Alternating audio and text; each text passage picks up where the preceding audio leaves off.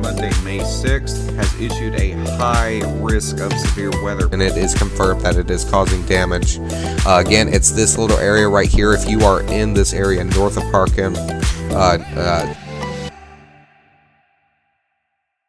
Now, hello everybody, my name is Christian and welcome back to Skycast, and today we do have a few different things that we are going to be covering, including the uptick in severe weather over the next week or two, as well as the fire weather danger in California kind of dying down.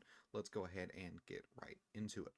Now, when we do look at fires and things of that nature, one app that I do recommend is Watch Duty, and Watch Duty kind of goes through and it shows you all these things. And right now, one of the main fires that we have been watching in Southern California is the Border 2 fire. And you can see right here, this dark red area, that is the perimeter that this fire is in. Do keep in mind it is preliminary.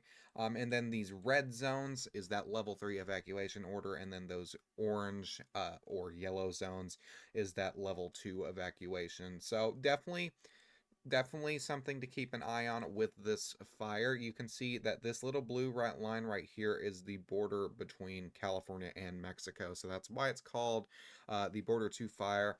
But this thing is up to 6,000 acres, and I believe the last time that I did read it, I will move my webcam. You can see right here, it's about 10% containment. The last update was about an hour ago on this fire, with this fire being mapped at about 6,624 acres by an intel flight from SoCal Fire. So definitely, if you are in this area, take the evacuations order seriously. If you are in the level 2, which is the set, make sure you do have a plan ready, and if you get upgraded, evacuate while you can. Now, one thing that I do like to show off in my videos and stuff is ground truth, and I try to do when I can. And so here's a camera of the area kind of generally, and it is a little bit of a laggy camera. I do apologize for that.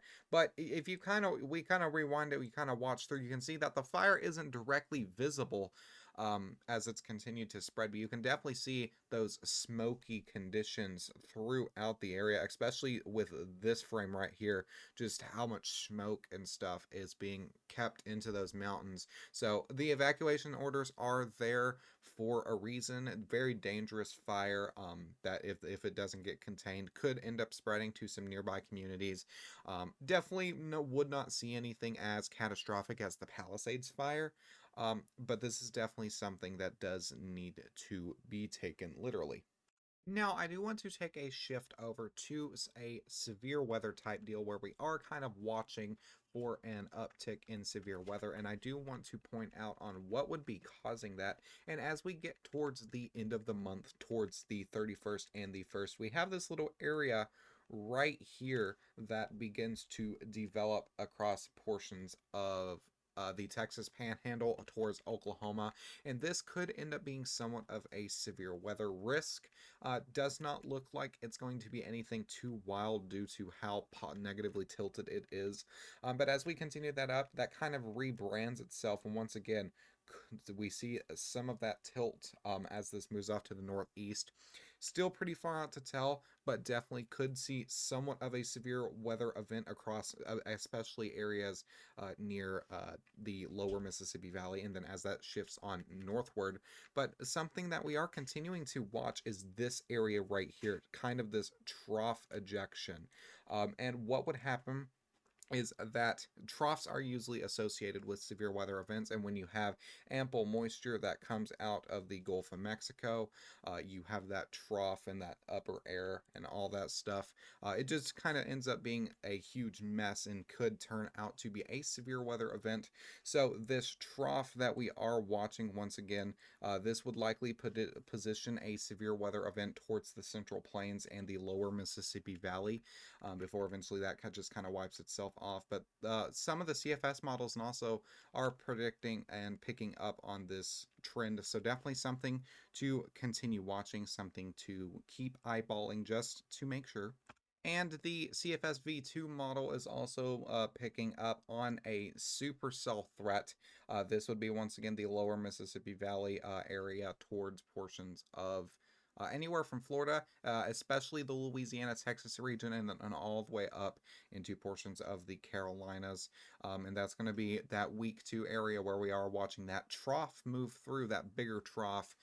So, like I said, this isn't something to be relatively scared of, relatively afraid of, but it's definitely something that we need to be eyeballing and to get the word out just in case. And very much so, when you forecast things that are out this far, they are definitely able to change. So it is very possible that by the time this time rolls around, it turns out to be snow or something of that nature, just given the factors that it gets closer to that time. Like I said, though, it's just something that needed to be said just to get the word out.